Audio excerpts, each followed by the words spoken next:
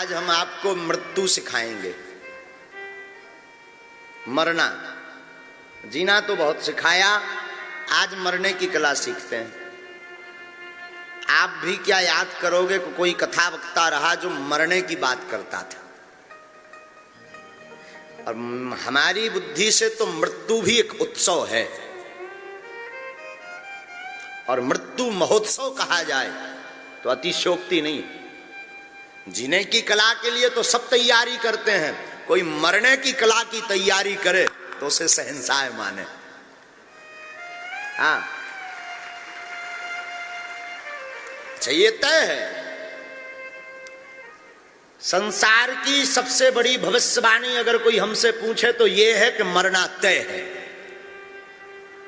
संसार की सबसे बड़ी भविष्यवाणी अगर कुछ है तो वो ये है कि मरना तय। लेकिन आदत इतनी बुरी है कि हम लोग मरने की बात पर बात ही नहीं करते। शायद चित्त में कभी कभी मरने की बात आ भी जाती है तो छटाक से उसको दूर कर देते। हटो, क्या उल्टी उल्टी बातें सोच रहे हैं, मरना तय।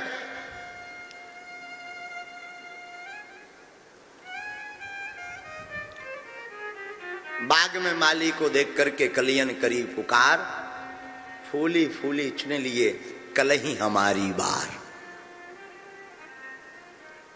आज नहीं तो कल अपनी बारी होगी। और आज की कथा बड़ी सावधानी से सुनना।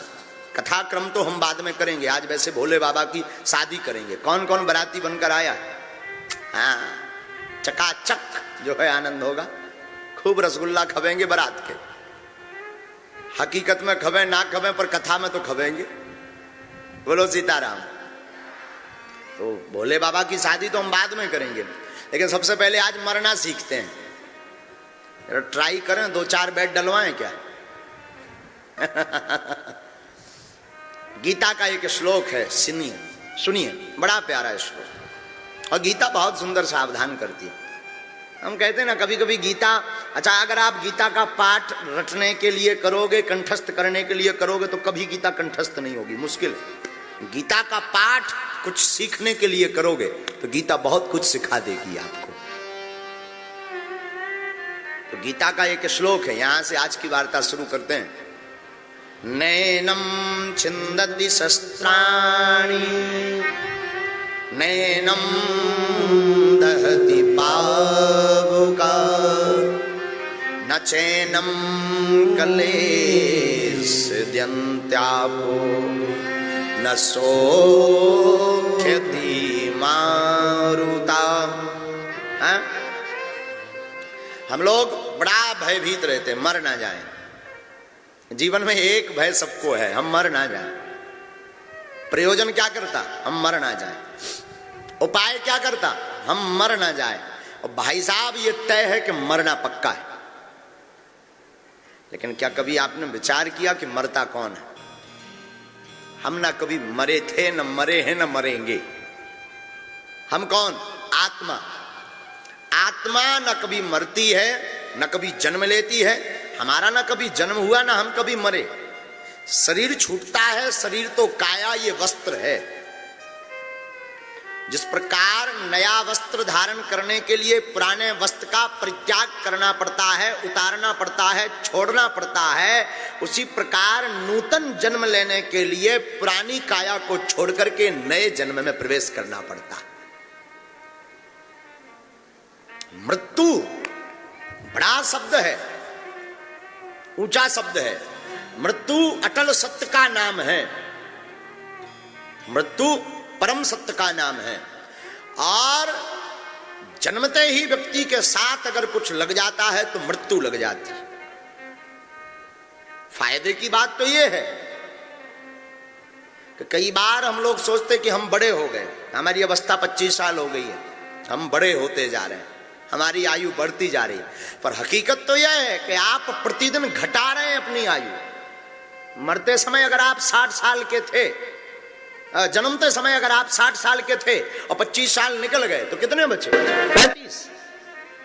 कल 26 होंगे तो फिर 1 साल घट जाएगी आयु।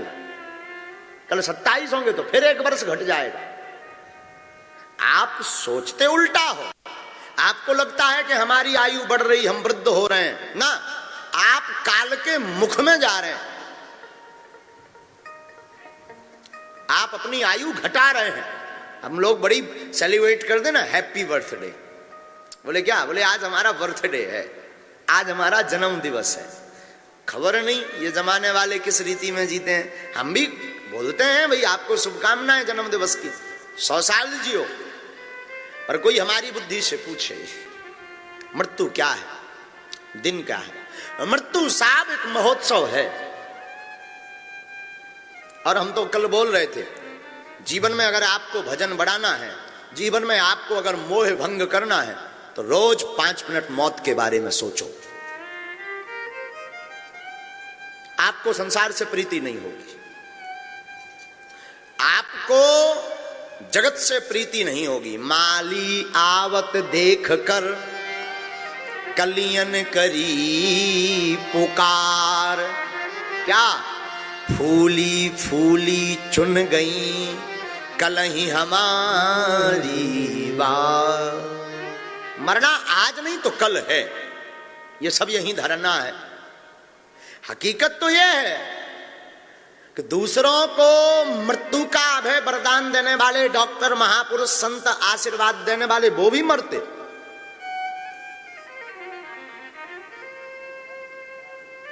मृत्यु अटल है, सब कुछ बदल सकता। आपका स्वभाव बदल जाए, प्रकृति बदल जाए, हो सकता प्रकृति बदल जाए, हो सकता है ऐसा कोई भयावह चक्रवात उठे कि मौसम बदल जाए, ठंडी में भी गर्मी लगने लगे, गर्मी में भी ठंडी लगने लगे। पर एक चीज अभी तक संसार में नहीं बदली, उसका नाम है मृत्यु। जिसने जन्म लिया सो वो मरा। आप अपने जीवन के प्रत्येक पल को जियो, व्यर्थ मत गवाओ। आपको लग रहा कि हमारी आयु बड़ी होने दो, हम कुछ करेंगे। हमें लग रहा कि आप ज्यों ज्यों आयु गवा रहे हो, ज्यों ज्यों पल बिता रहे हो, आप मौत के नजदीक जा रहे हो। ज्यों ज्यों आपके दिन बीत रहे हैं, आप मृत्यु के नजदीक पहुंचते जा रहे हो। एक दिन ऐसा आएगा, ये काल आपको अपने आगोश में ले लेगा, और काल के आगोश में आकर के आपका कुछ अस्तित्व नहीं बचेगा। हम सोचते हैं मरघट जाकर के, कितने उल्टे लोग हैं हम लोग। मरघट गांव के बाहर बनाते हैं, बल्कि मरघट गांव के बीच में बनाना चाहिए ताकि बार बार निकले तो उसकी याद आवे। हम लोग कितने उल्टे हैं, गांव के बाहर मरघट बनाते हैं। गांव के बाहर क्यों बनाते? कभी कभी जाएंगे, जब कोई मरेगा तो याद आएगी कि हमें भी मरना है, हमें भी यहां जाना है। हद तो ये, कभी कभी लकड़ी देकर देने जाने वाली शमशान यात्रा में भी कभी कभी वैराग्य जागता है। देखो तो कुछ नहीं ले गया, कुछ नहीं गया, और फिर आकर के वही राग रंग, फिर वही ढींग तमाशा, फिर वही ढोल ढपली, पुरानी की पुरानी, फिर ये पत्नी, फिर ये पति, फिर ये संसार, फिर ये माया। हम फिर उसी आगोश में व्यतीत जाते हैं। साधु, आपने जब से जन्म लिया तब से आपके पीछे अगर कोई सबसे भयंकर पीछा कर रहा तो उसका नाम है मृत्यु। मृत्यु वो शब्द है जिसे सहज सब स्वीकार नहीं करना चाहते। मृत्यु वो एक परिभाषा है जिससे सब प्रेम नहीं करना चाहते। हमारी आज की कथा थोड़ी उल्टी है। जीवन जीने की कला तो बहुत सिखाई हमने, आओ आज मरने की कला सीखते हैं। आज हम बैठ करके मृत्यु को भी महोत्सव बनाने की तैयारी करते हैं। परदेश जाने वाला व्यक्ति बहुत तैयारी करता है अपने जीवन में। यात्रा पर जाने वाला व्यक्ति रात्रि से ही तैयारी करता है, सूटकेस में कपड़े रखता है, ब्रशमंजन रखता है, तौलिया रखता है, मोबाइल का चार्जर भी रखता है, हैंडी हाथ पहुंचने वाली टॉवल भी रखता है, बहुत से सामान को संजो करके रखता है, क्योंकि उसे यात्रा में जाना है। पता नहीं सुबह कितने बजे निकले, पर जाना है तो तैयारी बहुत लंबी उसकी होती है। पैसा भी रखता है, मोबाइल का चार्जर से लेकर के एक एक वस्तु चुन चुन करके रखता है, क्योंकि सुबह उसे जाना है। हद तो ये, हमें भी एक दिन जाना है, एक लंबी यात्रा पर। उसकी कोई तैयारी कभी नहीं करता कोई।